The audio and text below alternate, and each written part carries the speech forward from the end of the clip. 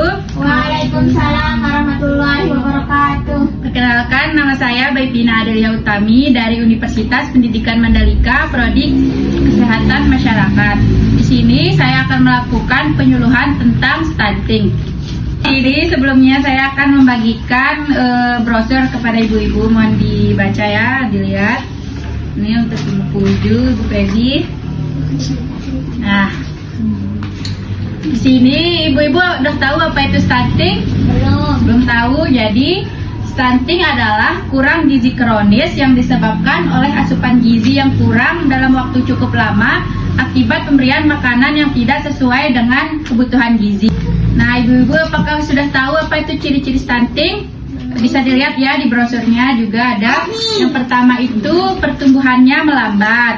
Yang kedua, performa buruk pada tes perhatian dan memori belajar. Yang ketiga, pertumbuhan gizi terhambat. Yang keempat itu wajah tampak lebih muda dari usianya. Yang kelima, tanda pubertas terlambat. Nah, jadi ibu-ibu apakah ibu sudah tahu penyebab terjadinya stunting? Belum. Jadi penyebab terjadinya stunting yang pertama itu ibu hamil kekurangan asupan gizi. Kurangnya asupan gizi ini bisa membuat ibu hamil mengalami anemia defisiensi zat besi. Akhirnya kondisi ini bisa menghambat pertumbuhan pada janin. Yang kedua itu pola makan tidak seimbang. Pola makan yang tidak seimbang seperti kurangnya konsumsi sayuran, buah-buahan, dan sumber protein yang dapat menyebabkan anak kekurangan nutrisi penting untuk mencapai pertumbuhan yang optimal. Yang ketiga, gizi anak yang tidak terpenuhi.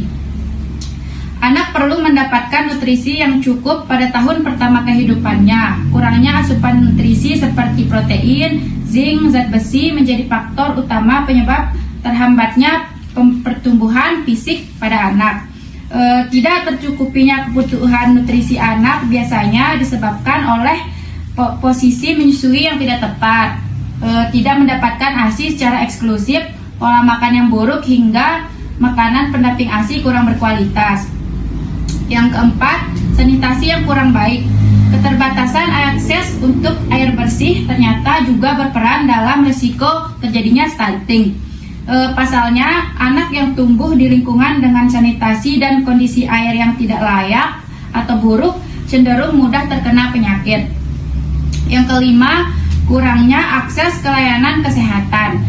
Kurangnya akses terhadap layanan kesehatan yang memadai, termasuk pemeriksaan rutin, imunisasi, dan perawatan kesehatan anak dapat menghambat deteksi dan penanganan dini terhadap masalah pertumbuhan anak. Yang terakhir itu kurangnya edukasi terhadap masalah gizi.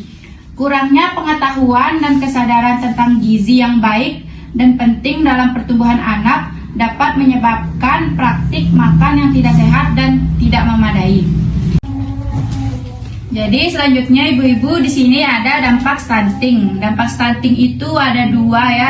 Yang pertama itu dampak jangka pendek serta dampak jangka panjang.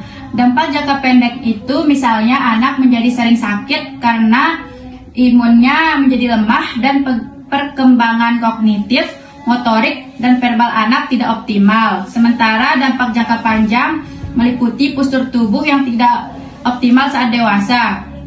Lebih tepatnya lebih pendek pada anak seumurnya ya. Terus meningkatnya risiko obesitas dan penyakit lainnya, dan menurunnya kesehatan reproduksi. Karena pertumbuhan otak yang terganggu, prestasi belajar anak stunting pada masa sekolah juga tidak optimal, begitu juga produktivitas kerjanya kelak. Nah, berikut tindakan untuk menangani stunting.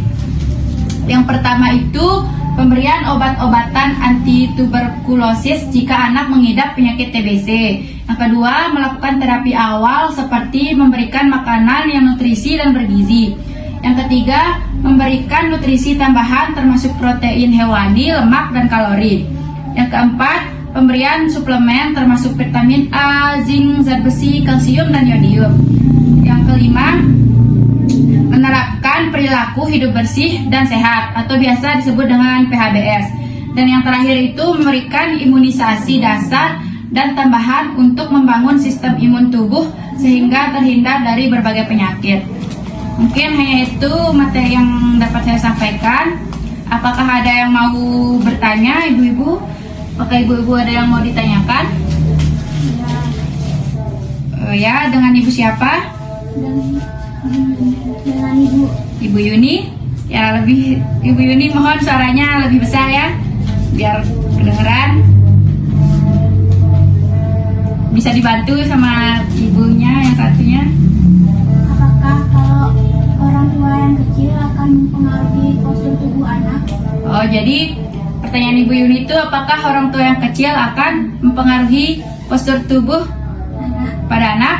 Nah, tepatnya pendek sih. ya. Kalau yang pendek. Gini ya, meskipun faktor genetik itu akan mempengaruhi postur tubuh pada anak, tetapi hal itu bisa diubah. Berarti ada kemungkinannya ya, Ibu Yuni, ada kemungkinan mempunyai badan tinggi normal apabila ibu sudah memberikan makanan yang bergizi pada usia di bawah 5 tahun.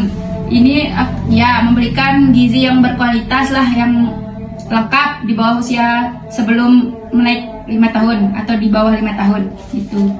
Jadi bisa diubah. Itu sih. Sudah jelas Ibu ini? Ya, sekian mungkin hanya itu materi yang dapat saya sampaikan. Kurang lebihnya mohon maaf ya Ibu-ibu. Sekian. Assalamualaikum warahmatullahi wabarakatuh. Waalaikumsalam warahmatullahi wabarakatuh. Udah gitu poster ya. Terus